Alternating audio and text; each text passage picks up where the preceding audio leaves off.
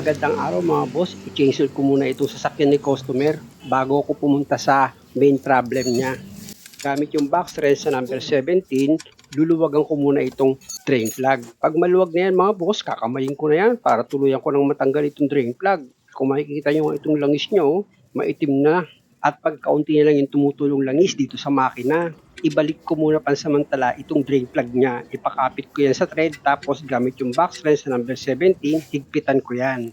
Tapos balik ako dito sa ibabaw ng makina dahil nga sa ang susunod kong gagawin dyan, syempre, magpa-flashing muna ako bago ko ilagay yung paboritong langis ni customer. Bali 2 litrong langis yung ginamit kong pang-flashing dito sa makina. Na after ko maisalin yung 2 litro, syempre ilagay ko na itong engine cap niya tapos pa-start ko na itong makina. Pag napa-start nyo na itong makina mga bossing, hindi nyo na kailangan pang i-revolution yan. Hayaan nyo lang siyang naka-idle hanggang sa makonsume nyo nga yung 5 minutes na naka-start itong makina. Alam nyo mga boss, malaking bagay talaga yung pag nag-change oil kayo, mag-flashing muna kayo bago nyo ilagay yung paborito nyong langis. Ito na mga boss, naka 5 minutes na ako. Kasi switch off na makina. Na after ma-switch off itong makina, balik ulit ako dito sa ilalim ng sasakyan. Okay. Para ma-drain ko yung ginamit kong pang-flashing dito sa makina. Gamit yung box wrench na number 17, luwagan ko itong drain plug niya. Tapos pag maluwag na, tanggalin ko na itong drain plug. At kung makikita nyo yung langis, di ba? Medyo maitim pa rin siya, pero pwede na yan. Malaking bagay na rin yan na bago ko ilagay yung pang-pinal na langis, medyo nalinisan na itong loob ng makina niya. Dito naman ako sa pagtanggal ng lumang oil filter. Gamit lang kayo ng oil filter wrench. Pag maluwag na yan, kita nyo, di ba? Kinakamay ko na sa pagtanggal itong lumang oil filter. At para mas ma-drain ko ng maigi yung langis dito sa loob ng makina, gagamitan ko ito ng blower. Ibig kong sabihin, hahanginan ko itong loob ng makina. Dahil nga sa kung makikita nyo, kaunti na lang yung tumutulong langis dito sa oil pan niya. Malaking tulong din kasi yan mga boss kasi nga yung mga tira-tirang langis, mapipersang lumabas yan dahil nga sa paghangin na gagawin ko. Ayan kita nyo, di ba? Lumakas pa yung pagtulo ng langis dito sa oil pan. At kung mapapansin nyo nga, itong huling pumapatak na langis, medyo clear na siya, hindi na siya maitim. Kaya nga pag nilagay mo na yung pangpinanlalangis mo dito sa makina, nakakasigurado ka na malinis at maayos yung pagkaka-change oil mo dito sa makina. Ayun mga boss yung panghangin ko, yung surfly. Ganyan nyo lang naman siya ipapatong. Siguraduhin nyo lang syempre na nakabalanse para sigurado ka na hindi nga siya malaglag. Ayan mga boss, kung makikita nyo, kaunti na lang yung langis na tumutulo dito sa oil pan. Saan yung filter, sir? Oil filter. Sir, pwede pa kayo po, may pindutin lang yung hangin. Pindutin mo lang, tatanggalin mo sir, pindutin lang yung hangin. Patay natin yung hangin, okay na yan? Tanggalin ko na. Opo. Ganyan lang naman ang paghangin mga boss. Pag patak-patak na lang yung tumutulong langis, tanggalin nyo na yung blower. Tapos yung kumalat na langis dito sa ilalim ng oil pan, punasan nyo. At pag okay na, pwede mo na ngayon ilagay itong drain plug. Ipakapit mo na yan dito sa oil pan mo. Saka mo punasan ulit itong drain plug. Tapos gamit ka na ngayon ng box wrench mo na number 17 para maipanel mo na yung higpit. Lipat naman tayo dito sa base na pagkakabitan ng bagong oil filter. Siyempre, punasan nyo muna itong base na pagkakabitan nyo ng bagong oil filter. At ito naman bagong oil filter, dapat bago nyo yan ilagay, pinahiran nyo yung o-ring yan ng kaunting langis para pag hinigpitan nyo, hindi mapilipit yung o-ring niya na pwede nga panggalingan ng pagtagas ng langis. And mga boss, kung makikita nyo, ginamitan ko pa yan ng oil filter wrench para maipanel ko yung higpit. Pero kung kaya ng kamay nyo, higpitan yung bagong oil filter, pwede rin. Dahil sa okay na ako dyan, balik na tayo dito sa ibabaw ng makina. May naka-ready nga pala si customer na 4 na litrong langis. Pero wag mo muna isasalin lahat yan. Gumamit ka ng dipstick para sigurado ka sa sukat ng langis mo. Ako kasi pag nagsali ng langis, kahit alam ko na kung ilan ang capacity ng isang makina, hindi ko agad tinotodo. Nagtitira pa rin ako ng kaunti para nga hindi ako sumobras pagsali ng langis. Ang reason ko kasi dyan, hindi naman tayo sigurado na na-drain natin lahat ng lumang langis dito sa makina. Unang-una, pag nagkulang naman, madali lang magdagdag.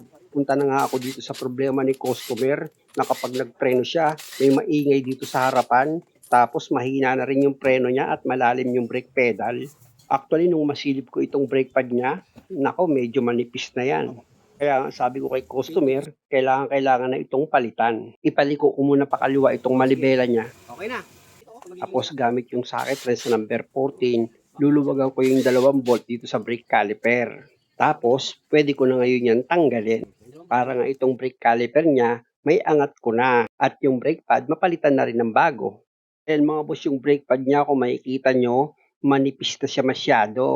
Kaya yung pinaka-lining niyan, masyado nang matigas. Kasi nga, itong rotor disc, medyo lumalim siya. Buti na nga lang, hindi nagasgas itong rotor disc.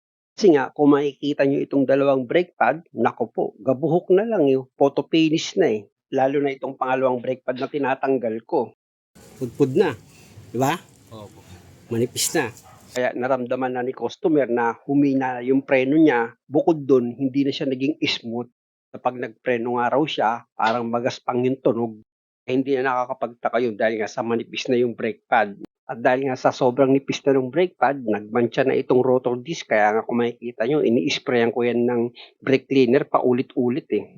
Para nga matanggal yung kumapit na mantsa dito sa rotor disc. Ang unang plano ko dito sa rotor disc niya, ipa-replace. Kaya lang, dagdag gastos pa. Kaya nag-plan B ako mga bossing. Ilagay ko muna itong bagong brake pad na nabili ni customer. Ayan mga boss. Sa paglagay niyan, meron naman itong guide. Bali, itatapat nyo lang itong brake pad dito sa guide ng brake caliper holder. Tsaka nyo ngayon siya itulak, gaya ng ginawa ko. O, di ba? Ganun lang siya ka-basic mga boss. Kaya lang, isang brake pad lang muna yung ilalagay ko. Dahil nga sa itong brake caliper niya, yung piston nakalabas. O, di ba? Hindi mo mailalagay yan kapag nilagay mo itong pangalawang brake pad. Kaya kailangan isang brake pad lang muna yung ilalagay ko, tapos ibabalik ko muna sa dati niyang position itong brake caliper. Tsaka nyo ngayon ilagay yung 2 bolt dito sa brake caliper. Ayan mga boss, yung bolt na number 14 sa taas na ipakapit ko na sa thread niya, at ito naman pangalawang bolt sa baba na ipakapit ko na rin. Tsaka ka ngayon gumamit ng matibay na flat screw. Kakalso mo yan dito sa rotor disc, tsaka mo hilahin itong brake caliper. Tatama ngayon itong piston dito sa brake pad. Dahil doon madidiin siya, papasok ngayon itong piston dito sa loob ng brake caliper housing niya. Nakita nyo naman mga boss di ba? Yung piston, kita nyo, pumasok na dito sa loob ng brake caliper housing niya. Kaya pwede nyo nang tanggalin yung 2 bolt dito sa brake caliper. Tapos, pwede nyo na ngayon iangat yan para mailagay nyo na itong isa pang brake pad. Sa paglagay naman itong bagong brake pad mga boss, gaya nga ng sinabi ko, madali lang yan, basic lang. May guide naman dito sa brake caliper holder niya. Itatapat nyo lang doon yung brake pad na bago. Ayan tsaka nyo itulak, idiin, di ba? Pasok na itong brake pad na ilagay nyo na siya ng maayos. Ganun lang. Ipwesto ko muna itong camera mga bossing para nga itong brake caliper, mailagay ko na yan. Kita nyo, dahil nga sa nakalubog na itong piston dito sa loob ng brake caliper housing niya, madali ko na lang mailalagay yan. Di ba? Kapag naisentro nyo na yan, pwede nyo na ngayon ilagay itong 2 bolt na number 14 dito sa brake caliper. Pag okay na, gamit yung socket wrench na number 14, i-final mo na ngayon yung higpit ng bawat bolt dito sa brake caliper.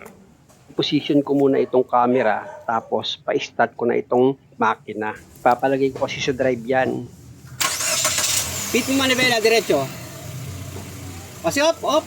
Lagyan mo sa drive. Sir, naka-handbrake ka lang, huwag mong gagalawin ha.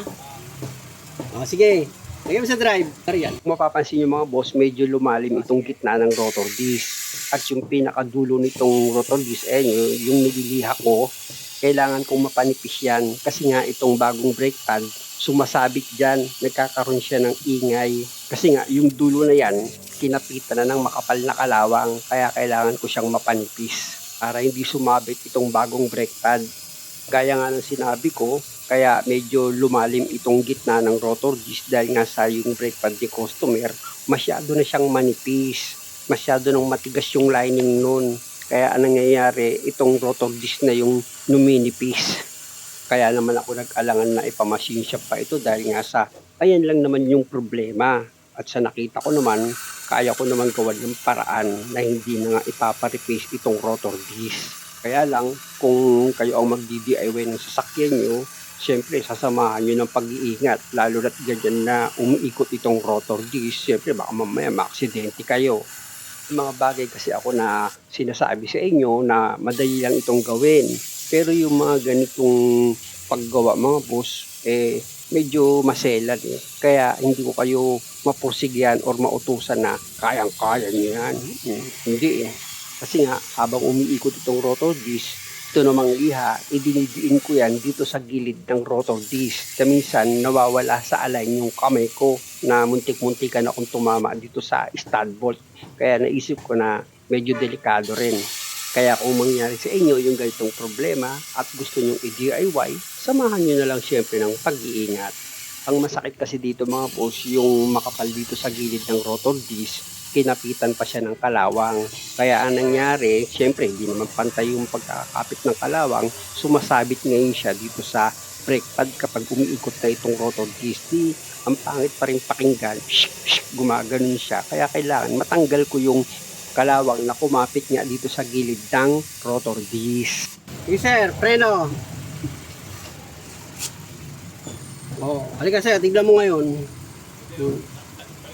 Park mo na. Oh. Natanggal din yung umangat dito, di ba? Yung kinakalawang. Nalawag ko nung gusto. Kalawang to kanina eh, di ba? Opo. Medyo binawasan ko lang siya ng kaunti. Ang talas eh. Sige sir, drive mo ulit. I-sprayan ko lang ng brake cleaner. Drive ulit, drive.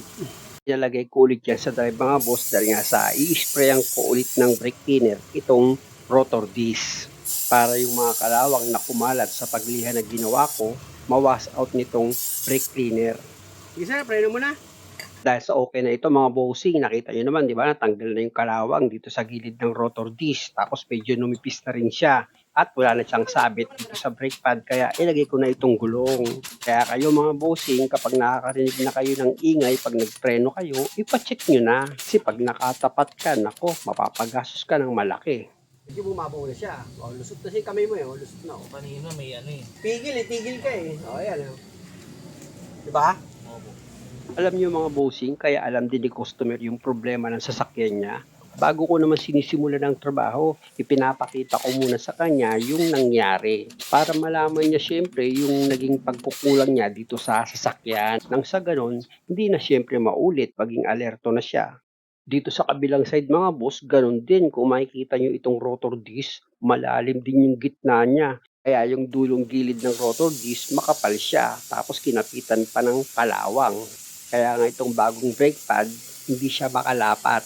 Sumasayad siya dito sa gilid ng rotor disc na kinapitan nga ng kalawang. At syempre naman, pag ganun, magkakaroon nga ng ingay. Kaya kailangan matanggal ko itong makapal na kalawang na kumapit dito sa gilid nga ng rotor disc. Para nga hindi sumasabit itong bagong brake pad. Ayan mga boss, kung makikita nyo, okay na. Pwede ko na ngayon pa-switch off itong makina. Tapos, tatanggalin ko na ngayon itong brake caliper. Same procedure lang naman mga bossing sa paggawa. Siyempre, gagamit ka ulit dyan ng socket wrench number 14 para maluwagan mo nga yung dalawang bolt dito sa brake caliper. Pero bago mo tanggalin pala itong brake caliper mga boss, gamit ka muna ng flat screw. Ikalso mo yan dito sa rotor disc tsaka mo hilahin itong brake caliper. Nang sa ganun, madiin yung piston papasok dito sa brake caliper housing niya. O ayan mga boss, pumasok na yung piston. Pwede nyo nang iangat itong brake caliper. Tapos ito namang brake pad, pwede nyo nang tanggalin yan. Kung makikita nyo, di ba? Grabe na rin yung nipis niyan. At sigurado, nasiksik na ng husto yan. Kaya sobra na sa tigas itong lining niya. Tingnan mo, tanda mo. Halika, para makita mo, nasa gitna siya, di ba? Yung spring. Opo. Na. Hindi ka nalilito pag kinabit mo. Alam nyo mga boss, tinuturo ko na rin kasi kay customer kung paano magpalit ng brake pad at kung paano rin maglinis. Unang-una kasi balayo siya. Para sa susunod, siya na mismo yung gagawa nitong sasakyan. At ito namang sliding pin bolt niya, nung chinek ko, walang problema. Kaya ilagay ko na itong bagong brake pad. Bali, itapat nyo lang itong brake pad sa guide niya, tsaka nyo ngayon siya idiin. Pag lumapat na, dito ka naman ngayon sa isa pang brake pad. Same procedure lang din sa paglagay, walang pagbabago. Basta't siguraduhin mo lang na maayos yung pagkakalapat ng brake pad dito sa brake caliper holder niya. Para pag nilagay mo nga yung brake caliper, hindi ka mahirapan. Gaya niyan mga boss, di ba? Ilalagay ko na itong brake caliper. Dahil na itulak na yung piston niyan, wala ka ng problema. Salpak na agad yan. Ilagay mo na ngayon itong 2 bolt na number 14. Tsaka mo ngayon gamitan yan ng socket press mo na number 14 para nga maifinal mo na yung higpit. Kaya lang mga boss, Siya, nagkaroon mapit. ng problema na ayon kay customer, umilaw daw yung ABS niya dito sa dashboard. Yun lang. At dahil sa mahaba pa itong video, pakiabang na lang sa last part. Kasi nga, ang isa pang problema nito, mahina na rin yung handbrake niya. Electric pa naman yung handbrake nito. Muli, hanggang dito lang muna. Sana nakakuha kayo ng idea. At kung okay lang naman sa inyo, pasubscribe naman itong channel ko. Maraming salamat!